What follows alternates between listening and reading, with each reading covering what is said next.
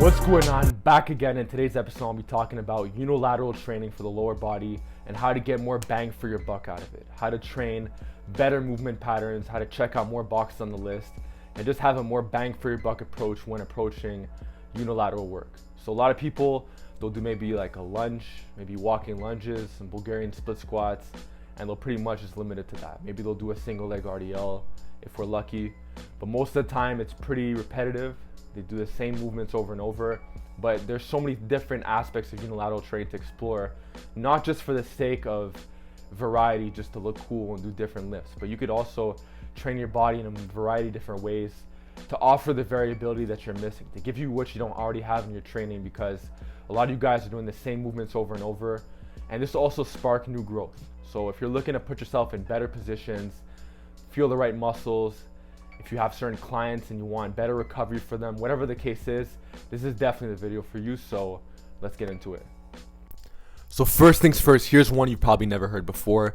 Stop looking at the ground when you're doing your unilateral lifts. So if you're doing a reverse lunge, whatever the case is, try not to look at the floor. And the reason why is because if you want the proprioception, the stability, if you want the balancing benefits of unilateral lifts, you get more by not having to always rely on your visual system. I'm not saying close your eyes or anything like that, but don't be looking at the floor either. And it's also more sport specific as well, because when you're running or you're doing certain activities like sports, you're not gonna be looking at the floor either.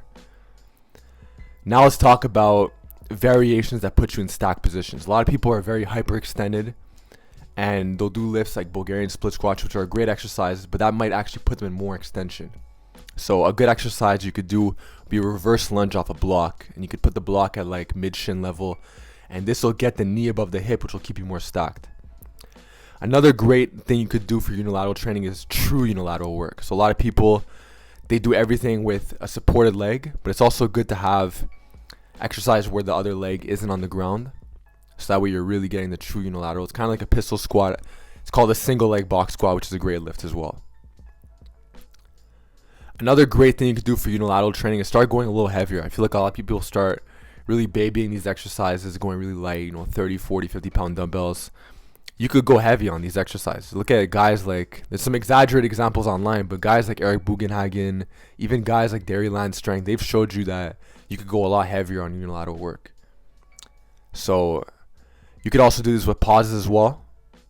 If you want to go a little bit stricter, you can even go barefoot if you want. I've been experimenting a lot with barefoot training over the last couple weeks, and I'll be making videos in the next couple months about that. I still have to experiment a little bit more, but there's a lot of benefits to barefoot training. And you could also do a lot of these lifts with Zerches, by the way. So now speaking of barefoot training, if you want to strengthen the arches of your feet, there's actually a rare exercise I recently discovered from Kyle Dobbs called the heel floating split squat. And you could do this barefoot, and it's great for strengthening the arch. And I've been doing this quite a lot, at least recently.